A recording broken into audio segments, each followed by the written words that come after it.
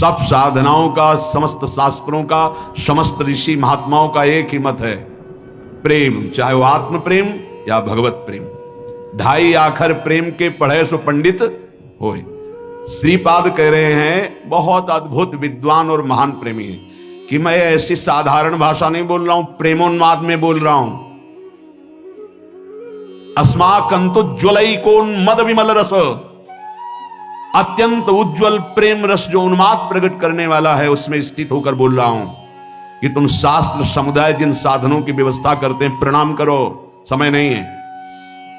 लोगों की जिनकी बहुत भटकने की इच्छा है, उनको भटकने दो। ये जो तर्क करते हैं, क्या है वृंदावन में? बोले अल्पज्ञ हैं, इनकी बात मत सुनो। वो अपने मत का सिद्धांत तुम्हारे दिमाग में बैठा लेंगे, तुम्हें नहीं सुनना है। मेरी उन्मद विमल रसमय प्रेम पीयूष वाणी को सुनो, अमृतमयी श्री राधा माधव यहां विराजमान है। देख रहे हैं श्रीपाद, ये वृंदावन धाम परम करुणामय है।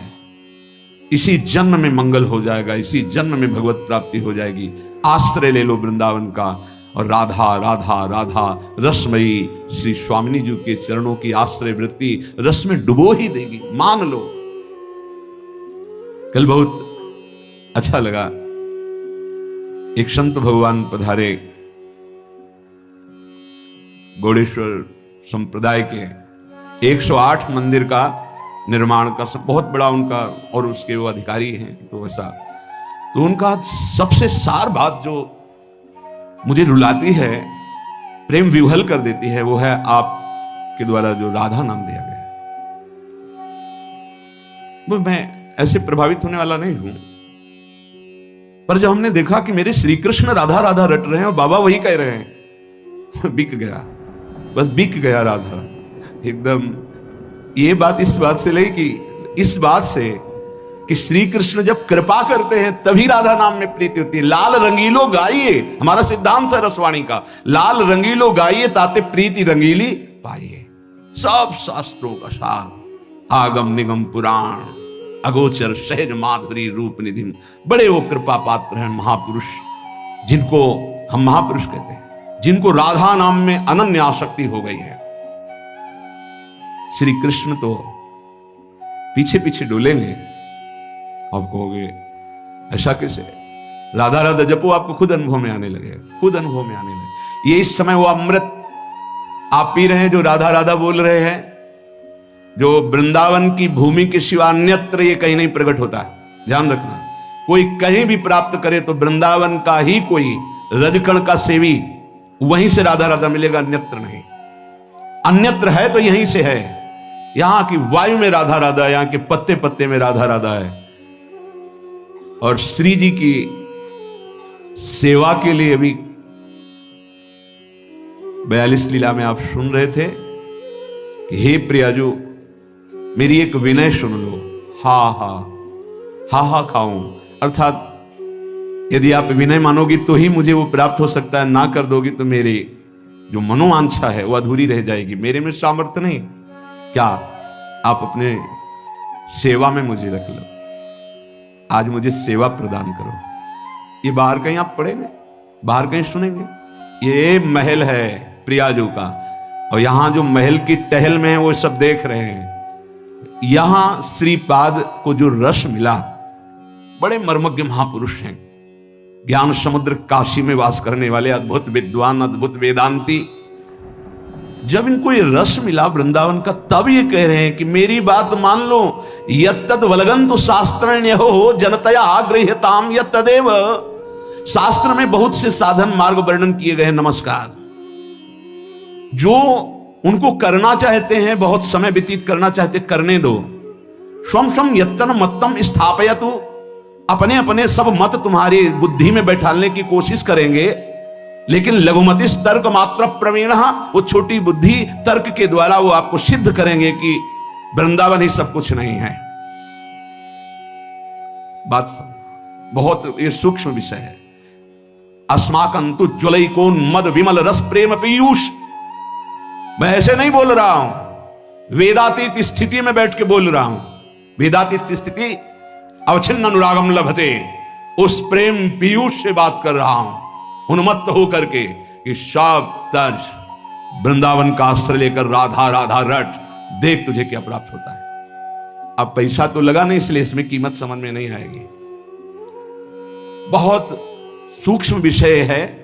उपनिषद में जब कोई ब्रह्म ज्ञान प्राप्त करने जाता, पढ़ के देखना उपनिषदों को, 12 वर्ष तक आश्रम की सेवा करवाई, व्रत आदि के द्वारा तप कराते हुए, छांदोग्य उपनिषद की बात कर, फिर उसमें बोल दिया तुम मन नहीं हो, चिंतन करो। 12 वर्ष के तप के बाद एक शब्द ब्रह्म ऋषि बोला कि तुम मन नहीं हो। फिर 12 वर्ष तुम प्राण नहीं हो। अपने आप अनुभव हो गया मैं कौन हूं, वो बताना नहीं पड़ा। नहीं नहीं नहीं तो जो है वो, अब यहां 5 मिनट में वो रस की बात सुनने को मिली जो अत्यंत गूढ़ है। तो आपको लग रहा है ऐसी तो रोज बातें होती रहती, प्रवचन की इस कान से सुना निकाल दिया।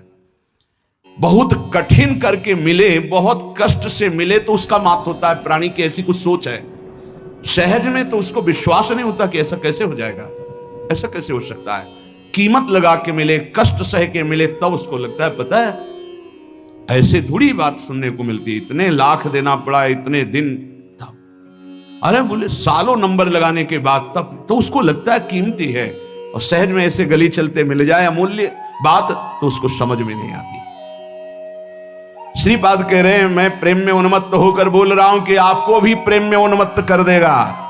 श्री राधा विहार वन वृंदावन का आश्रय या वास दोनों में बराबरी है।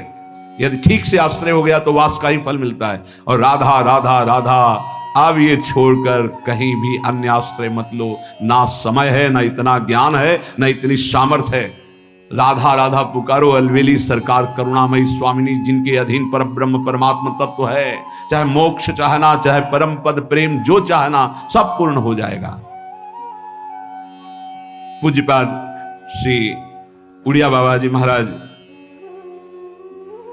भक्त को या भगवान जानते हैं या भक्त जिसे अपना परिचय करा देता है वो जानता है, दूसरा नहीं जान सकता। बाहरी किसी भी चेष्टा से आप अनुमान केवल अपनी बुद्धि के बल के अनुसार लगा सकते हैं, स्थिति को नहीं जान सकते हैं। केवल विद्वान भक्त को जान जाए असंभव, कि बहुत शास्त्रों का पढ़ा हुआ है तो भक्त को जान जाए। भगवान जानते हैं या भक्त जना दे जिसको, जैसे भगवान के लिए आए सोई जाने, जही देहु जनाई, जानत तुम्हें तुम्हें हो जाई। संसारी पुरुषों को हटाने में 1 मिनट लगता है, भक्तों को 1 मिनट, अपने आप हट जाएंगे सब। कबीरदास जी महाराज काशी में विराजमान थे, लाखों की भीड़ जुटने लगी। जब उनका अद्भुत अद्भुत चमत्कार प्रकाशित हुआ तो लाखों की भीड़ जुटने, पर चमत्कार तभी प्रकाशित होता है जब चिदानंद में चित्तवृत्ति जुड़ती है और संतों के प्रति भगवत भाव होता है।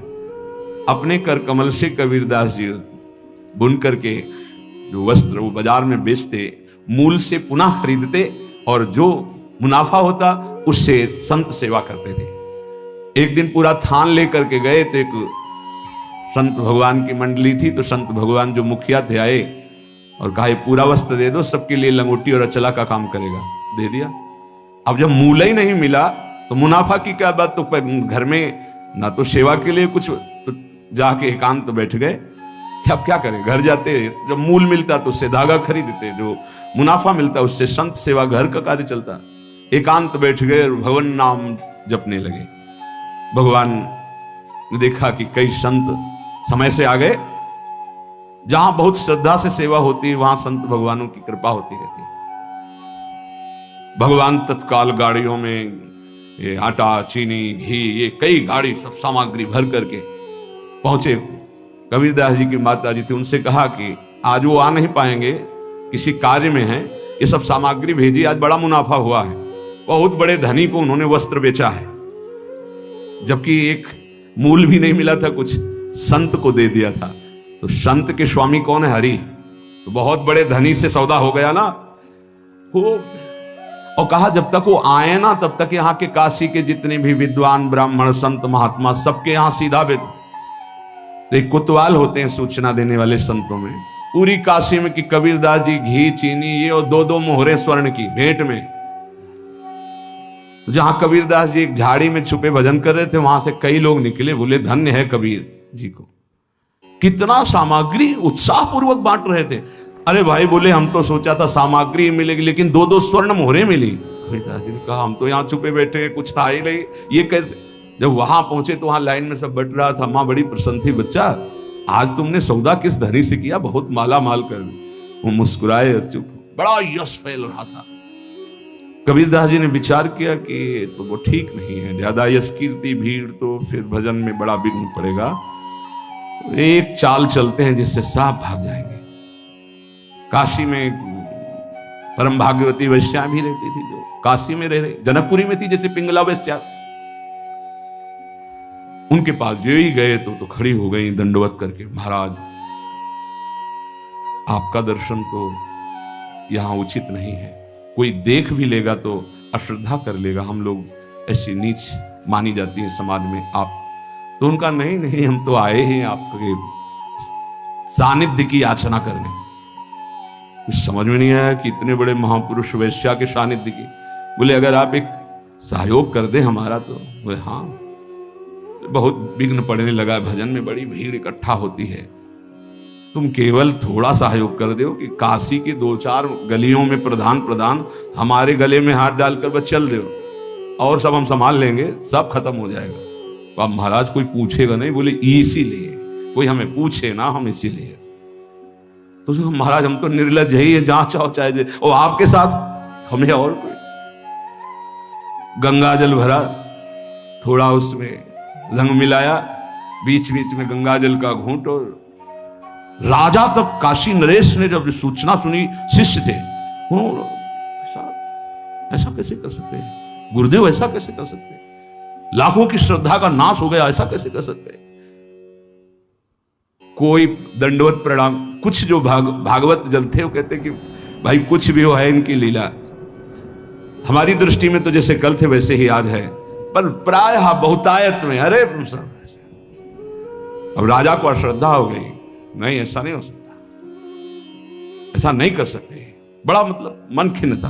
पहुंचे वहां कबीरदास, उतर के साष्टांग दंडवत करता था, कोई दंडवत नहीं। गुणमानी संसार। तभी तो यह कह रहे उड़िया बाबा कि भक्त को केवल भगवान जानते हैं या जना दे तो जानते हैं। थोड़ी देर खड़े रहे, कमांडर से जल लिया, बोले शांत शांत शांत। उनका महाराज ये क्या लीला है, अब क्या जमाना चाहते हो, हमने तो देख लिया ना आपको।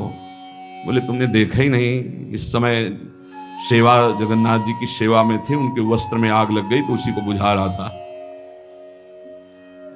उस समय घोड़े दौड़ा करके अपने गुप्तचरों को भेजा, पता लगाया। बोले हाँ महाराज कबीरदास जी पास ही थे यहाँ, तो उन्होंने तत्काल बुझा दिया, नहीं तो शरीर शायद भस्म हो जाता। बोले वो तो हमारे पास थे वहां। बोले वो सिद्ध पुरुष है, भगवत प्राप्त महापुरुष है, आए साष्टांग दंडवत की। बोले गलती हो गई माफो पर। बोले आपको इसलिए मैंने अपना परिचय दिया है कि अगर राजा धर्म भ्रष्ट हो जाएगा तो ठीक नहीं है, ये तो बावरी प्रजा है। भक्त को केवल श्री भगवान जानते हैं, या भक्त जिसे परिचय करा दे तो जानते, अन्यथा जानना बड़ा मुश्किल है। भक्त परिपक्व अवस्था को वही प्राप्त होता है जो आराध्य देव, उनका भजन और गुरु चरणारविंद की पराधीनता, 3 बातें जो स्वीकार करता है वही परिपक्व सिद्धावस्था को प्राप्त हो जाता है। ध्यान दीजिए, आराध्य देव, प्रिया प्रीतम, उनका निरंतर भजन और गुरु चरणारविंद की पराधीनता, उनके आदेश के अनुसार जीवन, वो सिद्ध पुरुष हो जाता है। धीरे धीरे वृत्ति उसकी परिपक्व हो जाती है। उपासक को चाहिए मर भले चाहे जाए, लेकिन कभी किसी के आगे हाथ ना फैलावे। जिसको भगवत प्राप्ति करनी, भिक्षान्न के सिवा। भिक्षा के लिखा भूख लगेगो मांग खाऊंगो, गिनो न सांझ सवेरो, ब्रजवासिन के भूख टूक और घर घर छाछ महेरो, ऐसो कब करी हो मन मेरो। इसके लिए तो आदेश है कि आप 5 घरों से जाकर अपने उदर का पोषण करने के लिए अन्न, अगर वो पैसा देता है तो उस समय नहीं लेना चाहिए। जैसे हम भिक्षा मांगने गए और किसी ने 50 रुपए निकाले, बाबा रोटी तो ना है, 50 रुपए कुछ खा ले। नहीं, हम रुपया लेने नहीं आए, रोटी हो तो दो, नहीं राधे श्याम चल दिए। भक्त वही परिपक्व अवस्था को प्राप्त होता है जो कभी ऐसे नहीं करता, अर्थ नहीं मांगता। भक्त की शोभा उसकी भक्ति है, ना कि धन वैभव कीर्ति, ये उसकी शोभा नहीं। ये तो जो जानते ही नहीं कि भक्ति किसे कहते, परमार्थ किसे कहते ना, आप आश्चर्य मानोगे। उनके पास खुद पता नहीं कि मेरे पास कितना पैसा है, कितना पैसा है, ऐश्वर्य है, ये भक्ति का परिचय होता है क्या? भक्त की शोभा भगवत प्रियता से है। ये लौकिक कीर्ति, लौकिक निर्माण, लौकिक संपत्ति से भक्ति की महिमा नहीं। अरे भाई 4 आश्रम है, 40 आश्रम है, 100 आश्रम, इससे नहीं है, स्थिति से है। भक्ति की शोभा भक्ति से है, भगवत प्रियता से है। जब ऐसी भक्ति आती है तो भगवान उस भक्त के हाथ का खिलौना बन जाते हैं। भगवान उस भक्त के हाथ का खिलौना बन जाते हैं। रहे सर्वत्र एक समान, पर निज भक्तों के लिए छोटा है भगवान। भगवान अपने भक्तों के लिए सबसे छोटे बन जाते हैं और जैसा वो चाहता है भगवान वैसे खेलते हैं। भक्त 3 प्रकार के होते हैं, एक होते सकाम, एक होते निष्काम और एक होते प्रेमी। सकाम भक्त जो भगवान की आराधना लौकिक पारलौकिक भोगों की प्राप्ति के लिए करते हैं। ज्यादा मिठास नहीं इसमें मिठास नहीं होती। सकाम भक्ति में बड़ा कड़ुआपन लगता है जब वृंदावन की भूमि से देखे। अपने बेटे को जब भोजन पवाते हो तब क्या कामना होती है तुम्हारे अंदर? बेटा पाले और स्वस्थ रहे। लेकिन जब भगवान को भोग लगाने के पहले ही सोचते हो, हे बिहारी जो अगर ये काम मेरा बन गया तो तुम्हें भोग लगा देंगे। अखिल कोटि ब्रह्मांड के स्वामी तुम्हारे भोग के भूखे बैठे हैं। सौभाग्य है कि तुम्हारा भोग लगाने का भाव आ रहा है। अपने बेटे जैसा प्रभु को नहीं पवा सकते क्या? कोई भी मां अपने बेटे को पवाती है, उससे पूछो तुम्हारी क्या कामना है? पागल हो, मेरा बेटा है, कामना क्या है? वो अच्छे से दूध पी ले, खा पी ले और खेले, यही वो खाए पिए, उसका घर है, मेरा बेटा है। क्या भगवान के द्वारा दी हुई सारी सामग्री तुम्हारे पास नहीं? क्या तुम श्री भगवान के अंश नहीं हो? क्या अपने प्रीतम प्रभु को ऐसे भोग लगाया जाता है, तय करके भोग लगाया जाता है? क्या आप अपने बेटे को, अपने पति को, अपने प्रियजनों को, अपने संबंधियों को ऐसा ही भोग लगाते हो? नहीं, कोई कामना नहीं होती और दुलार करके परोस परोस के पवाते हो कि जितना अधिक पाले मेरा बेटा अच्छा है। तो मेरे प्रभु, तो सकामता में मिठास नहीं होती, एक लेन देन का व्यापार होता है, उसको प्रभु से कोई प्रियता नहीं होती, इसलिए खास कोई बात नहीं हुई। बस इतना ही भगवान की महिमा है कि वो इनको भी उदार कह रहे हैं कि जो अर्थार्थी आर्त है, जिज्ञासु है, ज्ञानी है, उसमें आर्त और अर्थार्थी भी उदार ही हैं, क्योंकि वो मेरे से मांग रहे हो। वो भगवान की उदारता है। वो क्या, इसमें कोई स्वाद नहीं लगता, छरछराहट सी लगती है अंदर।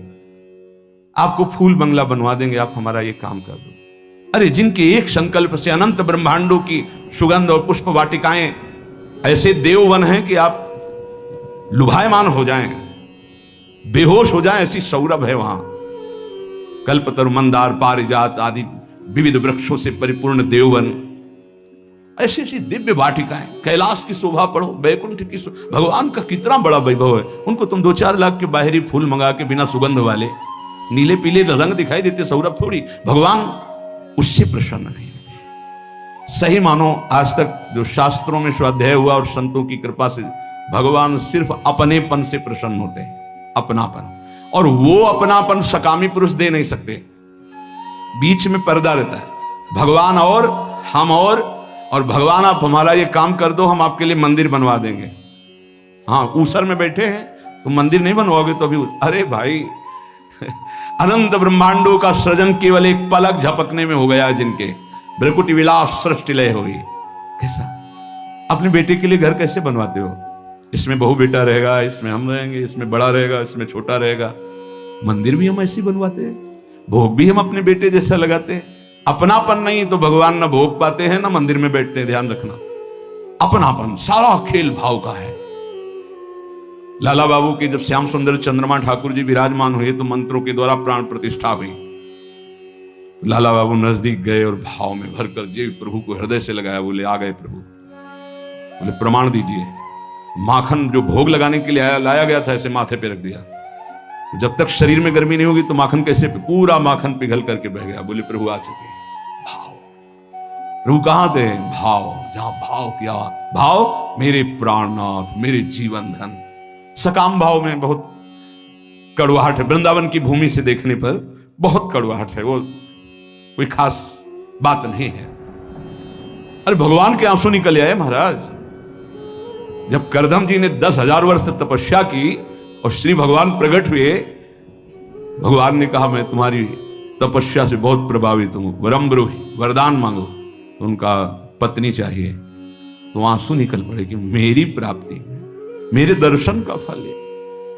उसी से बिंदु सरोवर बना, भागवत में वर्णन है। तब अपनी तरफ से करुणा वरुणालय प्रभु ने कहा कि मैं तुम्हारा पुत्र होकर आऊंगा, और कपिल भगवान के रूप में आए और उपदेश करके परम कल्याण किया करदम जी का। सकाम भक्त जो लौकिक पारलौकिक विषयों की मांग पे मांग प्रभु से करते रहते हैं और भगवान की भक्ति भी करते हैं, वो भक्ति करते ही इसीलिए हैं कि ये करूंगा तो ये मिल जाएगा, ऐसा करूंगा तो ये मिल जाएगा। दूसरे हैं निष्काम भक्त, ये मीठे हैं।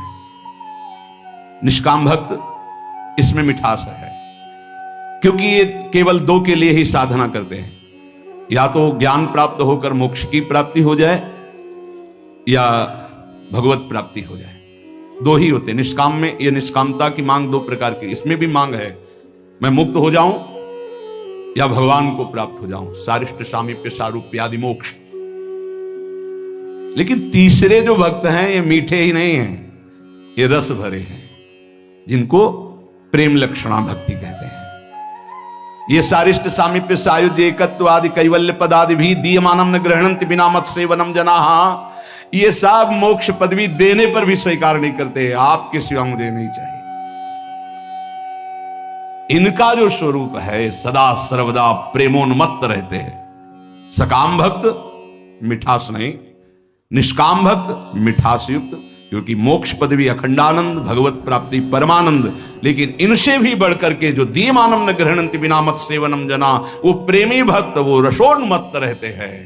प्रेमी भक्त वो प्रेम रस सीधाम वृंदावन प्रदान करता है, गुरुदेव प्रदान करते हैं, प्रेमी महाभागवत जन प्रदान करते हैं। वो किसी भगवान से किसी भी तरह की कोई चाह नहीं, न मोक्ष की न भगवत प्राप्ति की, कि हमारा कल्याण हो जाए, मंगल हो जाए, आप हमें नहीं, बस जेहि विधि प्रभु प्रसन्न मन होई, करुणा सागर कीजय सोई। जिस तरह आपका मन प्रसन्न हो, आपको लगे कि दर्शन देना है तो आ जाना, आपको न लगे मत आना, बस हम रो रो करके आपके नाम को पुकारते रहेंगे, आंसुओं से भिंगो भिंगो कर नाम जपते, राधा राधा राधा। हमें कुछ नहीं चाहिए, आपको आना हो आ जाना, आपको ना आना हम रोते रहेंगे, पुकारते रहेंगे, ये हमारा विषय, पर वो आप स्वतंत्र हो। जे विधि प्रभु प्रसन्न मन होई, करुणा सागर की जैसे। ये बहुत ऐसे भक्त भगवान को अधीन कर लेते, क्योंकि भगवान का एक नाम है प्रेमाधीन, प्रेम के अधीन हो जाने वाले। सृष्टि स्त्यंत कारणीम ब्रह्म विष्णु शिवात्मिकाम सायाति संज्ञाम भगवान एक एव जनार्दन।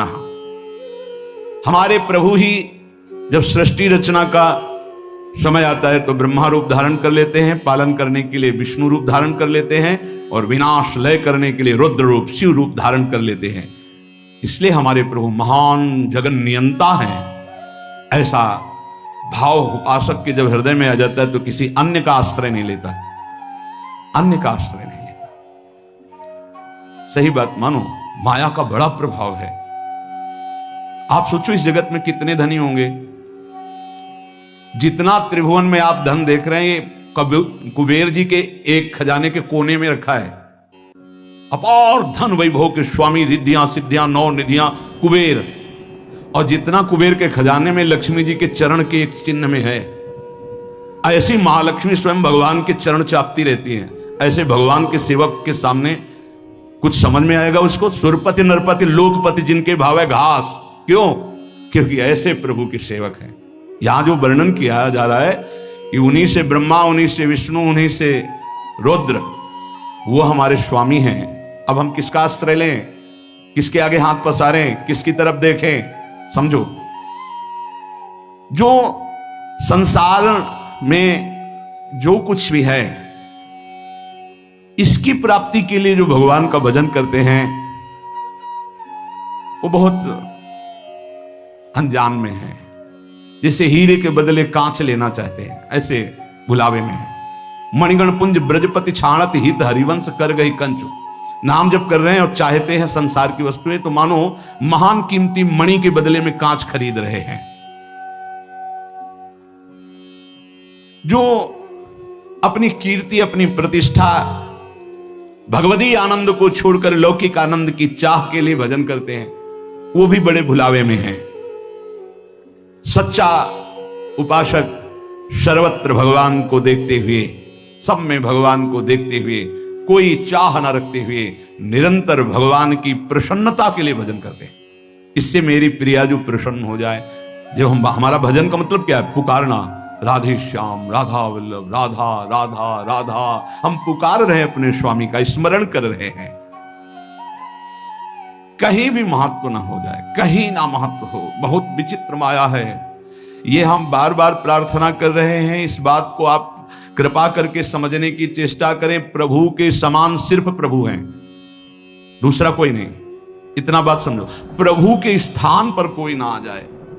ये बड़ी माया प्रवीण है कि प्रभु के स्थान में कोई वस्तु, व्यक्ति स्थान भेज सकती हो, कोई भी। बस आपकी चतुरता इसी में कि प्रभु के स्थान में केवल प्रभु रहने चाहिए। ये आप देख लीजिए, इसकी पहचान है कि जब वो प्रभु से बढ़कर कोई वस्तु बना के माया भेजेगी तो प्रभु को भूल जाओगे आप। आपकी दृष्टि में जहां प्रभु से बढ़कर हुई तहां प्रभु को भूल जाओगे। प्रभु को भूल गए तो अभी आपकी भक्ति बहुत ही कमजोर है। अब आप ये देख लीजिए, जब आप टीवी देखते हैं तो आपका निरंतर मंत्र चलता है। जब आप किसी से बात करते हैं तो वृत्ति भगवान में होती ही नहीं। जब आप भोजन करते हैं तब वृत्ति भगवान में होती है। जब आप चल रहे होते हैं तो वृत्ति कहां होती है? ये सब बातें, अगर आप किसी व्यक्ति से बात कर रहे हैं, प्रभु को भूल गए अंदर से, तो व्यक्ति बड़ा हो गया, प्रभु का स्मरण छूट गया, प्रभु छोटे हो गए। आप कोई रुपया, पैसा, भोग सामग्री, कोई दृश्य, मनोरंजन, प्रभु का नाम छूट गया, वो ज्यादा हो गया। किस कोटि के भक्त हो? माया के एक प्रापंचिक विषय में इतनी सामर्थ्य आ गई को भगवान को भुलवा दिया, तो तुम्हारी निष्ठा कहां रही, तुम्हारा चिंतन कहां रहा? जरा इस कसौटी पे कसो अपने को, इस कसौटी पे देखो। ये देखी हुई बात यहां की कहते हैं। इस कसौटी पे कस के देखो। टीवी चल रही हो, आप देख रहे हो, आपका बिल्कुल कोई भी दृश्य चित्त अपहरण न करने पावे। हर सेकंड आपका मंत्र चल रहा है, विजयी। बाजार में घूम रहे हो, सब कुछ देख रहे हो, लेकिन मंत्राकार वृत्ति, विजयी। कोई व्यक्ति सामने है, उससे बात कर रहे हो, लेकिन भाव में एकदम भरे हुए, एकदम भगवान का विस्मरण, एक सेकंड का, विजयी। अच्छे अच्छे पदार्थ सामने रखे हैं, खा रहे हो, लेकिन चिंतन प्रभु में, विजयी। विषयान गृहणंत मुंचंतुआ। हे भगवत पार्षद हो, कोई साधारण नहीं हो तुम, भगवत अंश हो, भगवत पार्षद हो। अपने स्वरूप को पहचानो, जागो। ये माया तुम्हें परास्त नहीं कर सकती, तुम स्वयं परास्त होना सीख गए हो, इसलिए परास्त हो रहे हो। तुम्हें कोई परास्त नहीं कर सकता। भगवत शक्ति संपन्न हो, भगवत अंश हो। हमारी बात को समझना, यहां कितना छोटा स्वरूप भगवान का बना लिया गया कि एक खान पान की थोड़ी सामग्री भगवान को भुलवा सकती। एक साधारण प्रियता वाला व्यक्ति भगवान को भुलवा सकता है। वो अपना स्थान इतना जोर कर लेगा, प्रभु भूल जाएंगे। कौन, कैसे भक्त हो? अरे जिनके एक इच्छा मात्र से ब्रह्मा विष्णु महेश सृजन पालन संहार करते हैं, वो हमारे प्रभु हैं, स्वामी हैं। उनका विस्मरण हो गया, ऐसी कोई वस्तु आ गई। इसलिए नारायण स्वामी कहते, ब्रह्मादि के भोग सब विष समो लागत ताही, नारायण ब्रज चंद की लगन लगी है जाही। उसे ये बहुत अच्छा है कि जब आप लोग प्रसाद पाते हैं, एक दिन साथ में आपके जब बैठे, तो जो राधा राधा राधा और एक ऐसा भागवतिक, इसमें तो आपको बड़ा सहयोग मिलता है भगवत स्मरण में। ऐसा ही अंदर से चलना चाहिए। जब आप हर समय अलग हो, मान लो भोजन पाते समय श्रवण इंद्री में तो नाम पड़ रहा है, लेकिन अंदर से भी चलना चाहिए हर समय। ये जीवन का लाभ क्या है? अखंड स्मृति। उसको हानि में क्यों बदल रहे हो? हानि हरिवंश के नाम अंतर पड़े, लाभ हरिवंश उच्चरत वाणी। पकड़ो, भक्ति का मतलब क्या है, भगवत मार्ग का मतलब क्या है, परमार्थ का मतलब क्या है? अखंड स्मृति। और इस स्मृति को हर वस्तु व्यक्ति स्थान छीनना चाहता है, चाहे वो राग से चाहे द्वेष से। आप अंदर से देख लो। इसीलिए पूज्य पाद उड़िया बाबा जी कहते, पूरा संसार एक तरफ और तुम एक तरफ, तुम्हें युद्ध करना है। किस बात का युद्ध? मारकाट नहीं, तुम्हारी स्मृति का अपहरण कोई ना कर पावे। राधा राधा राधा राधा। तुम्हारी याद जो भगवत याद है, अगर वो भूल रही है अब घाटा हो गया। कहे हनुमंत विपत्ति प्रभु सोई, जब तो सुमिरन भजन न हो। ये बात यहां पकड़ा है, यहां देखा है। जहां जहां में लगा कि इस चीज से छूट जाएगा, उससे परिपक्व किया है। कोई भी विषय ऐसा नहीं जो हमें भगवान का विस्मरण करा दे। हम हर जगह अपने आप को परिपक्व करना सीखें, अपने को बचाना नहीं, अपने को हटाना नहीं, अपने को उसी में खड़ा करके परिपक्व करना सीखें। बीच बाजार में बैठे समाधिस्थ रहे, तब तो भजन का लाभ समझ में आएगा। बाण बनाने वाले के पास से पूरी सवारी निकल गई, उसको एक शब्द नहीं सुनाई दिया, और तुम मंत्र और भजन में चित्त लगा रहे हो, तुम्हें चार आदमियों की बात सुनाई दे रही। अरे राजा की सवारी तो नगाड़ा बज रहा है और शोरगुल हो रहा है, जय जयकार हो रहा है, उसको एक शब्द नहीं सुनाई दिया। केवल बाण का नोक बना रहा था, जिसे दत्तात्रेय जी ने 24 गुरुओं में एक गुरु बनाया, और तुम नाम जप कर रहे हो, तुम्हें कोई शोरगुल नाम छुटवा दे, कैसे साधक हो? विचार करके देखो। लगन लगन सब कोई कहे, लगन कहावे सोई, नारायण जा लगन में तन मन डारे खोई। मन भी लीन, तन भी लीन, तन उनकी सेवा में लीन, मन उनकी सुमिरन में लीन। नारायण अति कठिन है, हरि मिलन की बाट, या मार्ग जो पग धरे, प्रथम शीस दे काट। प्रथम शीस दे काट, मरो रे जोगी मरो, मरनो है अति मीठो, ऐसे मर के देखो जैसे गोरख मर दीठो। जीवित मर जाए उलट आप में समाये, यह दिलगिरी है। हे प्रवचन करना बहुत सरल है, नहीं प्रवचन कर, जीवित मर जाए उलट आप में समाये, यह दिलगिरी है। अपने प्यारे से प्यार करना कोई खिलवाड़ नहीं है, उसे प्यार नहीं कहते जिसमें अपना स्वार्थ होता है, अपना सुख होता है। अगर हमारे हरि से प्यार करना है तो पहला कदम बढ़ाने के पहले मर जाओ। ये बोले भी कदम कैसे बढ़ेंगे? बोले यही आश्चर्य है, यहां मर के चला जाता है। मरो रे जोगी मरो। जिसने हर वेग को सह लिया, जैसे मरे हुए पुरुष में कोई कामना नहीं होती, ऐसे मरा हुआ मन निष्काम होता है, कोई कामना नहीं होती। नारायण अति कठिन है, हरि मिलन की बाट। जैसे मरे हुए का किसी से संबंध नहीं होता, ऐसे किसी से संबंध, कोई कामना नहीं। राधा राधा राधा, बड़ी ऊंची स्थिति जागृत हो जाए यदि ऐसा भाव। इस मार्ग में अगर आपका अहंकार जिंदा रहा तो आप नहीं चल पाएंगे। अहंकार मर गया, यहां मरने का तात्पर्य अहंकार से, अहंकार मर गया, पार हो गई गाड़ी। मार तो सकते नहीं हम, क्योंकि निर्बल हो चुके, तो गुरु को दे देते हैं, वो संभाल लेंगे। अपने अहम का अभी पीछे सुना, अपने आराध्य देव का निरंतर चिंतन और गुरु की पराधीनता। पराधीनता का मतलब अब हमारा स्वयं का कोई संकल्प विकल्प नहीं, जैसे गुरुदेव भगवान चलाते हैं वैसे चल रहे हैं। हाथ उठाए कहत हो, कहा बजाऊं ढोल, श्वासा खाली जात है, जामे तीन लोक का मोल। बोले एक श्वास तुम्हारी बहुत कीमती है। कल एक प्रश्न कर रहे थे कि आप बता सकते हैं संसार में सबसे बड़ा डर कौन सा है? हम कहा हमसे पूछ रहे? हाँ आपसे। तो हमारे लिए सबसे बड़ा डर है कि मैं कभी किसी पल प्रभु को ना भूल जाऊं, बस। ना मृत्यु का डर है ना काल का डर है। समुझ जाए शरण ते डरत ना काल दर, जिए काल बस ना रहे। मृत्यु तो जैसे फूलों का खुशबूदार हार पहनने के लिए हर समय तैयार रहता है ना कोई, लाओ लाओ पहनाओ, ऐसे मरने से सब जग डरा मेरो मन आनंद। चौड़ी छाती करके कहते हैं, जिस मृत्यु से सब भयभीत होते ना, उस मृत्यु को गले लगाने के लिए हर क्षण राजी हैं। क्यों? प्रिया जी के लिए, प्यारी जी के लिए। अभी छूटे, अभी गए, अभी गए। कुछ तो आवरण है ही है ना। हर समय तू बाधा पहुंचा रहा है मेरी प्यारी जी के राग रंग में। हट तू, तेरे लिए अब स्थान नहीं रह गया, तेरे लिए कोई महत्व नहीं रह गया। डर है तो इस बात का कि कहीं किसी भी वस्तु व्यक्ति स्थान के प्रभाव से प्रिया जी को भूल ना जाऊं, बस। और कोई डर नहीं। हमारे आचार्य कहते यही डर है डरपि हरिवंश हित जिनो भ्रमय गुण सलिल पर जी नामन मंगल लोक त्यों सुहरि पद।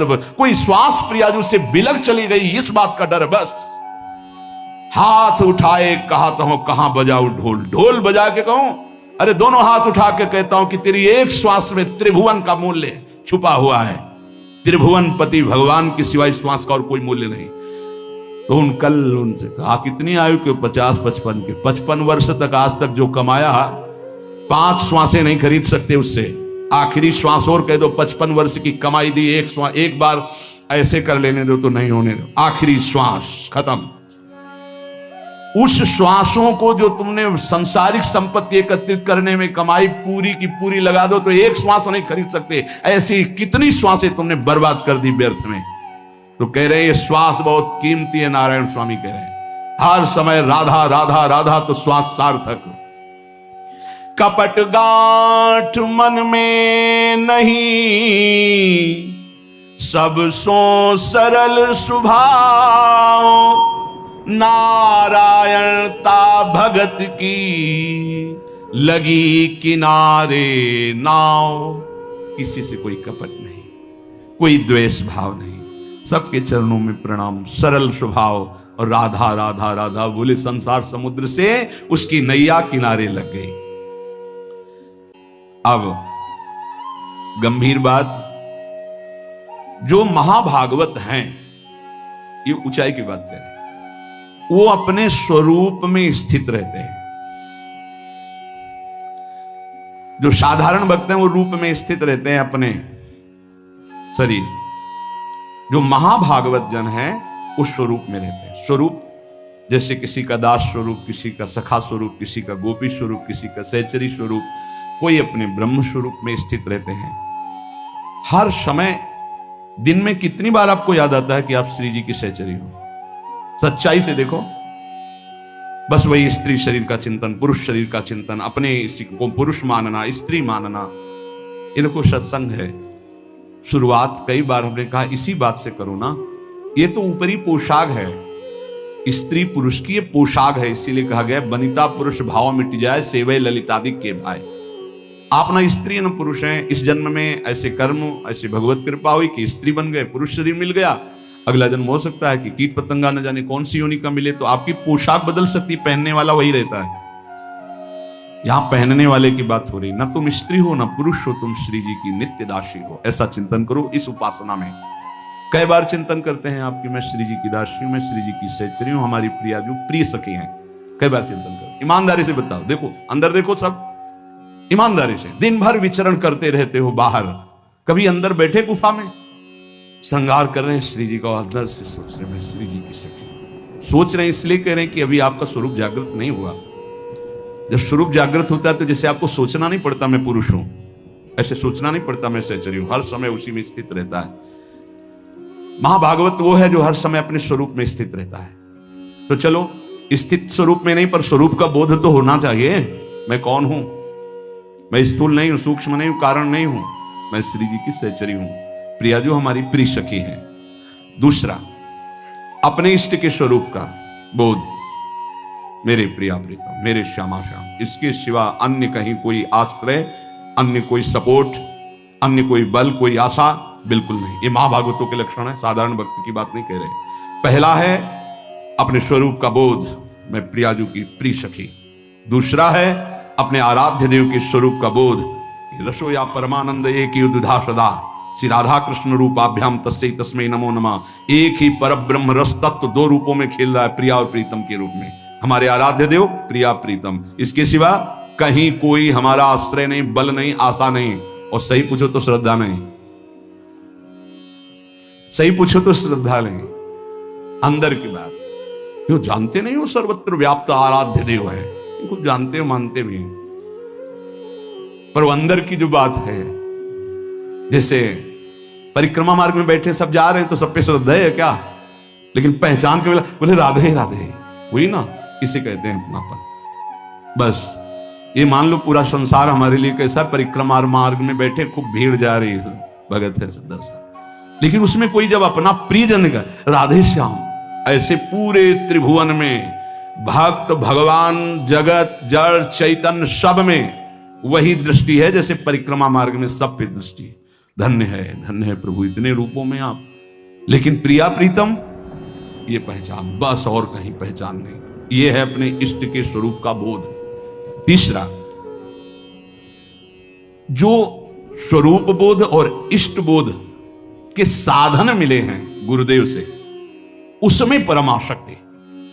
कोई मिलावट अन्य की नहीं होनी चाहिए। हम सत्संग सुन रहे हैं, सत्संग में सर्वव्यापी शब्दों का प्रयोग होता है, कोई भी लाभ ले सकता है। अपने को इतना चतुर रहना है कि अपने को क्या चाहिए इसमें जो बोला जा रहा है, अपने मार्गों को क्या चाहिए। तो हमारे गुरुदेव के साधन से जो मिलती हुई बात है वो हम पकड़ेंगे और नमस्कार, सुनेंगे, आनंदित होंगे, पकड़ेंगे नहीं। पकड़ेंगे वो जो हमारे गुरुदेव के मुख से निकले हुए साधन में जो सहयोगी है। ये प्रवीणता साधक में होनी चाहिए। नहीं तो आप कहोगे कल ये कह रहे थे आप और आज ये कह रहे हो, तो कल का सिद्धांत और चल रहा था, आज का सिद्धांत और चल रहा। दोनों सिद्धांतों के शब्दों का एक दूसरे से विरोध होगा, ये समझना, ये प्रवीणता होनी चाहिए। जो गुरुदेव ने स्वरूप बोध और इष्ट बोध के लिए साधन दिया है उसी पे रति होनी चाहिए। ये बड़ा प्रवीण साधक पकड़ेगा, नहीं तो नहीं पकड़ पाएगा। कौन सा ऐसा कार्य है जो हमारी प्यारी जी के चरण चिन्हों से ना बन जाए? अभी कैसे समझोगे, कैसे समझोगे? फिर यही तुम्हें कहना पड़ता है। अभी राधा प्रताप को देखा कहां है आपने? राधा चरण प्रताप को कहां देखा है? अरे नरक जाते हुए जीव को नवनिवृत्त निकुंज में स्थापित कर दे, जिनकी करुणा कोर मात्र। अभी राधा कृपा को कहां देखा? क्या चाहिए तुम्हें, क्या समझना है? अनंत कोटि ब्रह्मांडों के स्वामी श्री कृष्ण चंद्रजू से ही सब शक्तियां हैं, सब वैभव है। अरे वही राम है, वही श्याम है। अभी समझ में नहीं आया क्या? हनुमान जी चरण किसके सहलाते रहते हैं? जिनके चरणों को सहलाते रहते हैं वही श्याम सुंदर है। हम यहां बंसी पकड़े, वहां सारंग हैं, वही तो हैं। और वो जिनके चरण वैसे सहलाते हैं वो प्रिया जो है। कैसे धीरे से बोलना पड़ेगा इसलिए कि सब नहीं समझते हो। श्यामा जू के चरणन की बलिहारी जे हैं बसत, इसीलिए इष्ट बोध होना चाहिए। धनी धनी राधिका के चरण, सखा बोल रहे हैं प्रभु के नित्य सखा। धनी धनी राधिका के चरण, सुभग शीतल अति सुकोमल कमल के से बरन, धनी धनी राधिका के चरण। नख चंद्र चारु अनूप राजित विविध शोभात, कुणित नूपुर कुंज विहरत परम कौतुक कर। नंद सुत मन मोदकारी विरह सागर तरन, दास परमानंद छिन छिन श्याम जिनकी शरण, धनी धनी राधिका की चरण। समझ में नहीं आ रहा? अभी तुम्हें लग रहा है सपोर्ट के लिए कुछ चाहिए? अरे जिनके चरण हनुमान जी सहलाते, उनके चरण चापत चरण मोहन लाल, कुंवरी राधे पलंग पौड़ी सुंदरी नौबा। कैसे इष्ट बोध, ये जो पूज्य बाबा ने कहा स्वरूप बोध, स्वरूप बोध में ठसक रहेगी। हम श्री श्यामाजू के बल अभिमानी टेढ़े रहे मोहन रसिया से, समझ में आया? स्वरूप बोध है मैं प्रियाजू की नित्य सहचरी दासी। प्रियाजू जिनकी स्वयं लालजू आराधना करते हैं। रसघन मोहन मूर्तिम विचित्र केलि महोत्सवोल्लसितम, राधा चरण विलोडित रुचिर शिखंडम हरिम बंदे। तो उपासक को अपने उपास्य देव की उपासना जो गुरु प्रदत्त है उसी से संबंधित बातें सुननी चाहिए, अन्यथा कान बंद रखना चाहिए। नहीं तो फिर वो दोष जो वो आ जाता है। अमुक पाठ कर लें, अमुक स्तोत्र कर लें, अमुक रक्षा कवच कर लें, इन पर विश्वास है, 4 कण रज के लेके पूरे शरीर में लगा लिया वृंदावन की, इससे बड़ा कोई रक्षा कवच नहीं है। अरे इसी रज को ऐसे ऐसे करके भगवान की रक्षा कवच में भगवान का नाम उच्चारण किया जा रहा है। भागवत में पढ़ के देख लो, ये वो रज है जो भगवान स्वयं अपने मस्तक पर धारण करते हैं। नहीं समझ में आया?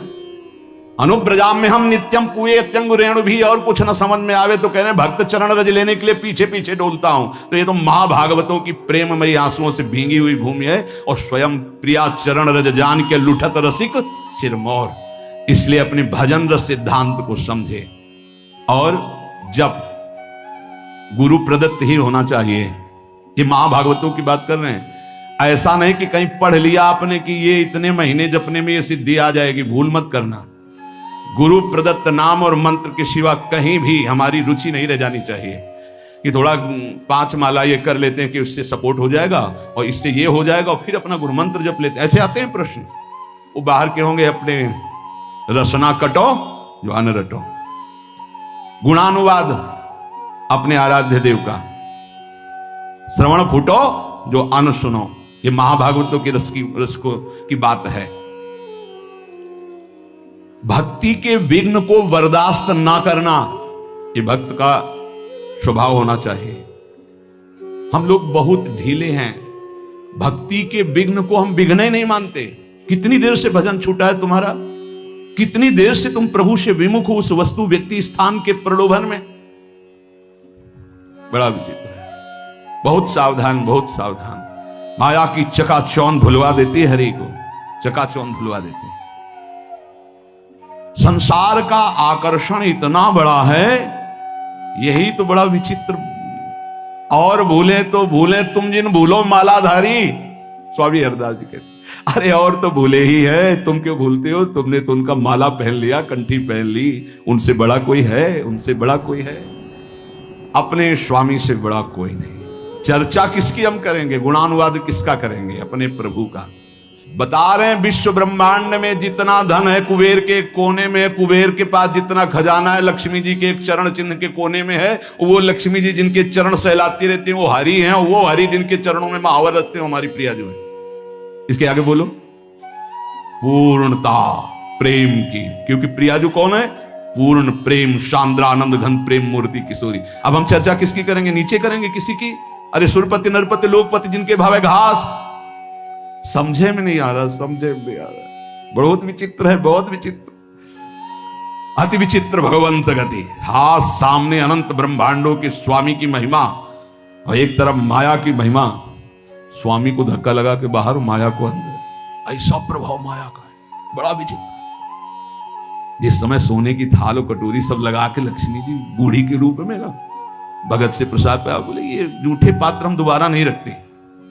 अरे मैया तू तो रुक, अब यहां नारायण बैठे थे। बोले जहां ये रहते हैं ना साधु बाबा सन्यासी जन, हम वहां टिकते नहीं ज्यादा दिन, तो इसलिए बोले स्वामी जी झोला उठाओ आप अपना, चलो। बोले नहीं बेटा हमारी तो इच्छा थी आज रात्रि। ना माता जी रहेंगी, पिताजी को भगा दिया। जो पिताजी गए माता जी अंतर्ध्यान हो गई, क्योंकि नारायण की भी लौट टिक नहीं सकती। ये खेल है, समझ लो। अच्छे अच्छे नारायण को छोड़ दें, ऐसा है माया का प्रभाव। भक्त भक्ति के विघ्न को बर्दाश्त ना करे, चाहे कोई वस्तु हो, व्यक्ति हो, स्थान, कुछ भी हो। जो मेरे प्रभु का विस्मरण करा रहा, बर्दाश्त नहीं होना चाहिए। लेकिन आप खूब बर्दाश्त कर लेते, चैन से बर्दाश्त कर लेते। नहीं, देख लो अपने लोग कितने प्रमादी हैं कि इस बात से हमें दुख नहीं होता। तद्विस्मरण परम व्याकुलते, आराध्य देव का विस्मरण हो रहा है, मुझे चैन है। बहुत विचित्र बात है। सत्संग छूट गया, तुम्हें बेचैनी नहीं हुई? तुम्हारी दिनचर्या टूट गई, तुम्हें बेचैनी नहीं हुई? तुम्हारा नाम छूट गया, तुम्हें बेचैनी नहीं हुई? नहीं, किसी भी स्थिति में नहीं। विचार करो, पूज्य राधा बाबा के चरित्र में जरा अंदर गांठों से गठिया बात इतना बढ़ा हुआ था कि बाबा एक कदम नहीं चल सकते थे। और गंगा जी की रेती में सत्संग हो रहा था, तो पूज्य बाबा को कौन सा ज्ञान नहीं, आप हमें बताओ। वो प्रार्थना कर रहे थे जो उनकी सेवा में थे कि मुझे वहां तक पहुंचा दो। बोले थक गया हूं, मेरी सामर्थ्य नहीं। बोले पहुंचा दीजिए। बोले चले जाओ ना। बड़ी चूक हो जाती है, जानते हो। जब हम चरित्र पढ़ते हैं महापुरुषों के, तब लगता है वो महापुरुष है। जब सेवा में होते ना पास, तो नहीं लगता। देखो कैसे उत्तर दे रहे हैं बाबा को, इतना ही प्रिय तो आप चले जाओ, हम तो थक गए हैं। प्रसंग है, पढ़ के देख लेना कि बाबा ने एक बांस उठाया और कहा क्या तुम जानते हो श्री कृष्ण में वहां तक नहीं पहुंचाएंगे? पहुंचाएंगे। और कढ़िलते हुए बांस के सहारे से इतनी दूर तक पहुंचे जहां से सत्संग सुनाई दे रहा। क्या सत्संग में बाबा को जानना है? सर्वज्ञ महापुरुष हैं, पर है कोई सत्संग की महिमा? क्या हमारे अंदर चुभता है कि आज का सत्संग छूट गया? क्या चुभता है आज का वाणी पाठ छूट गया? अरे जिस सभा में हम बैठकर वाणी गायन हो रहा है, उसमें बैठे, प्रियाजू का यश हो रहा है, साधु मंडली में बैठे, इससे बड़ा सौभाग्य क्या हम जलते हैं कि आज हमारा इतनी देर से भजन छूट गया? क्या हम कभी रोए कि हमारी सेवा छूट गई? प्राणांतक कष्ट हो तो भी सेवा नहीं छूटनी चाहिए। प्राणांतक कष्ट हो, अगर हम शकिल पाते हैं तो शकिल शकिल करके वो सेवा कर देंगे। हमारे गुरुदेव की, इष्ट देव की सेवा, ये केवल प्रवचन ही नहीं, गुरु प्रताप से कह रहा हूं। भक्त को भक्ति के विघ्नों को बर्दाश्त नहीं करना चाहिए। बता देना कि हम आज उठने लायक भी नहीं, पर ये सेवा पहुंचा दो, ये सेवा पहुंच जानी चाहिए, मेरी सेवा नहीं टूटनी चाहिए। ना सेवा में प्रीति होगी, ना नाम छूटने में तुम्हें जलन होगी, ना तुम्हारी पाठ में प्रीति होगी, ना तुम्हारी इष्ट देव की अपनेपन में स्थिति होगी, तो होगा क्या?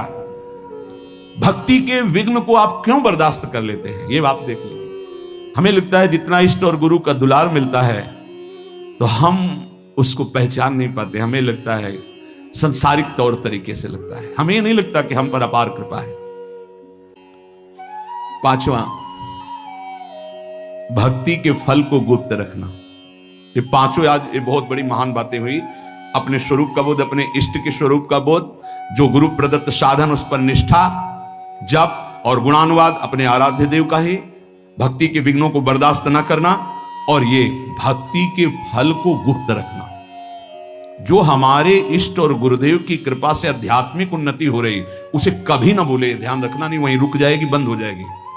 पकड़ो इस बात को, अपनी स्थिति कभी नहीं व्यक्त करनी चाहिए। इसमें पांचवा, भक्ति के फल को गुप्त रखना चाहिए। आपको स्वप्न में अच्छे स्वप्न आ रहे हैं, दिन में कोई अनुभूतियां हो रही, गुरु कृपा प्राप्त हो रही है, आपको प्रियता मिल रही है, भागवतिक आंतरिक उन्नति हो रही, बिल्कुल गुप्त, कुछ नहीं बोलना। बोले नहीं गुरु से तो बोल दे, क्यों? गुरु अल्पज्ञ है क्या? तुम बाजार से लाए हो स्थिति, गुरु ने दी है, उनको बताने की जरूरत क्या है? उनको बताने का मतलब अपने अहम को पुष्ट करना नहीं, फिर स्थिति नहीं रहेगी। ना गुरुदेव से कहनी है ना किसी से। गुरुदेव से क्यों नहीं? उन्होंने ही दिया भाई, उनसे क्या कहना है? उन्हीं की तो प्रदत्त वस्तु है, गुप्त शांत। एक दृष्टि में सब कुछ पता चल जाता है गुरुदेव को कि आप कहां हो, आपकी स्थिति क्या है, आपको बताने की जरूरत नहीं। ये पांचवी बात बहुत समझी जाए, अपने भक्ति के फल को कभी प्रकाशित ना। अब आपकी कृपा से निरंतर मंत्र चल रहा है, बंद हो जाएगा? कहीं भी बोल दो बंद हो जाएगा, देख लेना। बहुत इससे हमें लगता है आपका अब निरंतर भजन होता है, कहाँ आपकी कृपा से जो कुछ हो जाता है, अब आप देख लो जैसा निरंतर, तो कहाँ तो झूठ भी नहीं होगा, क्योंकि कभी तो हम गाढ़ निद्रा में सोते होंगे, तो मुझे तो पता नहीं उस समय चलता है कि नहीं चलता, अब आप जानो। कभी भी अपने भक्ति के आंतरिक वैभव को प्रकाशित ना करें। पहला है अपने स्वरूप का निरंतर चिंतन रखो कि हम प्रियाजू की प्रिय सखी हैं। दूसरा अपने आराध्य देव के स्वरूप का कि महामहिम इन्हीं के सब कुछ अधीन है, हमें किसी और के सपोर्ट की जरूरत नहीं है, और की आराधना की जरूरत नहीं। तीसरा जो गुरु प्रदत्त साधन है उसी में हमारी रुचि होनी चाहिए, उसी नाम में, उसी मंत्र में और उन्हीं के गुणानुवाद में। और चौथा भक्ति के विघ्नों को